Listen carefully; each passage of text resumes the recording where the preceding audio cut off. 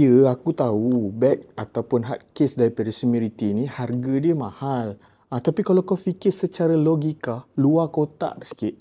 Kau beli, kau invest harga yang mahal tapi kau boleh pakai lama. Macam aku dah pakai setahun dua. So senang lah kalau kau travel ataupun shoot jauh-jauh. Takkanlah kau nak bawa dekat letak kau punya body ataupun equipment kau mahal-mahal. Kau pegang guna tangan, kau letak dalam beg sling kau. Kan tak safety tu. Kalau kau letak dekat dalam ni, kau boleh tengok kompartmen dia pun luas. So kau boleh letak equipment kau yang mahal-mahal. Contoh macam body, lepas tu lens kau, gimbal and simple lighting. Semua dekat dalam ni. Kompartmen dia memang luas dan kau boleh letak macam-macam. Dan kalau kena hujan pun tak adalah basah equipment kau yang mahal-mahal tu. Ni dekat ni yang aku ambil ni adalah warna kuning. Dia ada macam-macam lagi warna yang kau boleh pilih lah. Kau tengoklah sendiri dekat beg kuning bawah ni. So yang mana dah save lama-lama, nak beli ke tak nak nak beli ke tak nak beli.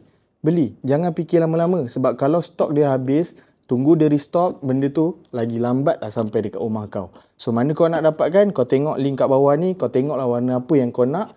Grab terus bro, grab. Yeah.